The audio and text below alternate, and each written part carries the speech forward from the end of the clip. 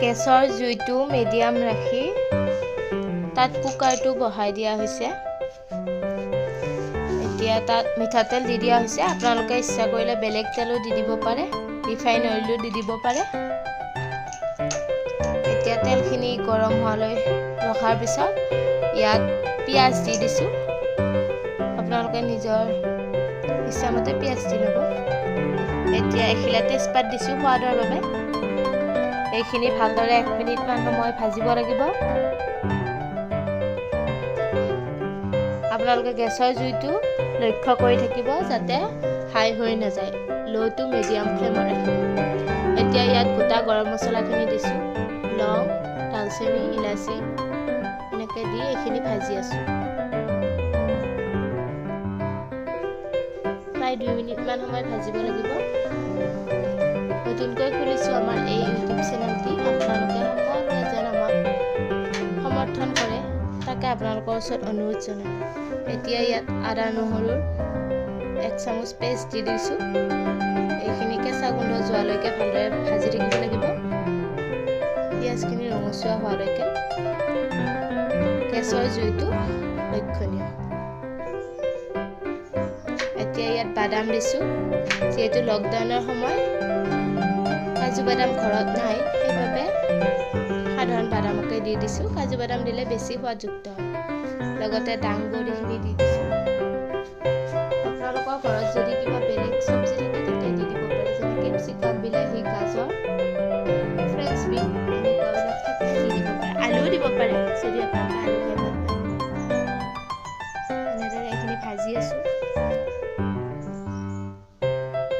আপোনালোকে যেন আমাক চেনেলটো লাইক কৰে, আমাক যেন আগুৱাই যোৱাত সহায় কৰে। নতুনকৈ খুলিছোঁ, ভিডিঅ' বনাব নাজানো। যদি কিবা ভুল হৈছে ক্ষমা কৰি দিব আৰু ভুলখিনি কমেণ্টত জনাব, তাক শুধৰাবলৈ চেষ্টা কৰিম। এতিয়া এনেদৰে এইখিনি ভাজি আছোঁ। ইয়াত 1 চামুচ চেনি দিছোঁ, কাৰণ পোলাওখিনি মিঠা হ'লেহে খাবলৈ ভাল লাগে।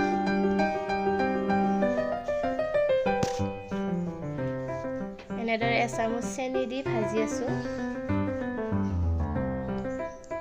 আপোনালোকে যদি বেছি মিঠা ভাল পায় তেনেহ'লে বেছিকৈ চেনি দি ল'ব পাৰে। মই এতিয়া 1 চামুচেই দিছোঁ। এনেদৰে এইখিনি ভালদৰে ৰঙচুৱা হোৱালৈকে ভাজি থাকিব। আমাৰ চেনেলটিৰ নাম হৈছে ভিলেজ গাৰ্লছ।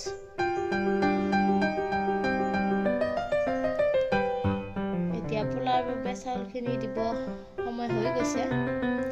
এতিয়া ইয়াত চাউলখিনি দি দিছোঁ। চাউলখিনি মই আধা ঘণ্টা আগতে ধুই থৈ দিছিলোঁ। তিয়াই ৰখা নাছিলোঁ, ধুই থৈ দিছিলোঁ যাতে পানীখিনি যাই থাকে।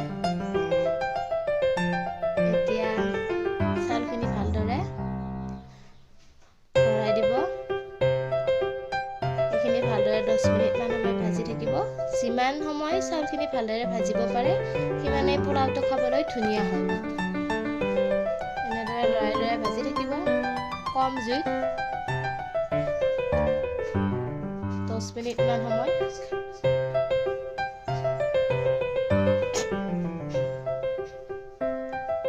এনেদৰে এইখিনি ভাজি থাকিব।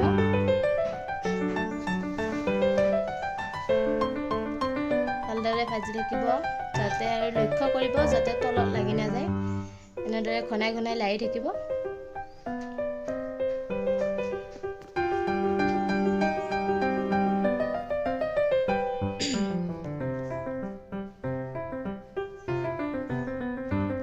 এতিয়া 5 মিনিট ভজা হৈ গৈছে।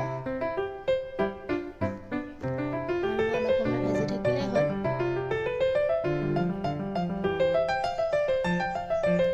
সঘনাই লাৰি থাকিব লাগে, কাৰণ তলত লাগি যোৱাৰ সম্ভাৱনা থাকে। এতিয়া এইখিনি ভাজ খোৱা হৈ গ'ল। ইয়াত পানী দিছোঁ। পানীটো যদি ডাঙৰ কাপেৰে 1 কাপ চাউল দিয়ে তেতিয়াহ'লে 1.5 কাপ পানী দিলেই হ'ল সেইটো কাপেৰে।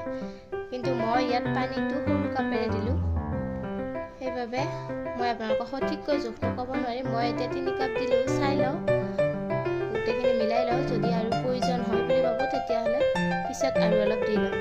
এতিয়া মই এনেকুৱা লাগিছে যে পানী অলপ কমিব, সেইবাবে আকৌ 1.5 কাপ পানী ইয়াত দি দিম।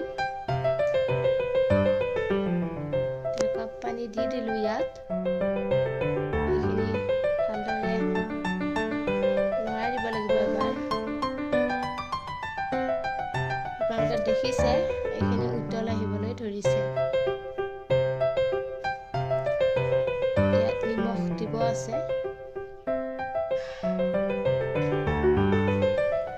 এতিয়া ইয়াত নিমখখিনি দিওঁ আৰু এবাৰ ভালদৰে লৰাই দিছোঁ। নিমখ বেছিকৈ নিদিব কাৰণ আমি এইখিনি গ্ৰেভিৰ লগতে খাব লাগিব, তাততো নিমখ থাকিব। দেখিছে এইখিনি উতলিবলৈ আৰম্ভ কৰিছে। ইয়াত মই আধা চামুচ আকৌ চেনি দি দিছোঁ। মোৰ এনেকুৱা লাগিছে যেন চেনিৰ পৰিমাণটো কমিব পানী আৰু চাউলখিনি দিয়াৰ পিছত। মই এনেকুৱা অনুভৱ হ'ল, সেইবাবে দি দিছোঁ।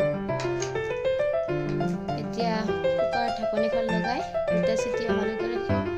তাৰপিছত আমাৰ পোলাও ৰেডি। পোলাওৰ লগত খাবৰ বাবে এইফালে মাংসৰ তৰকাৰী বনি আছে। এয়া আপোনালোকে দেখিছে আমাৰ পোলাও আৰু মাংসৰ তৰকাৰী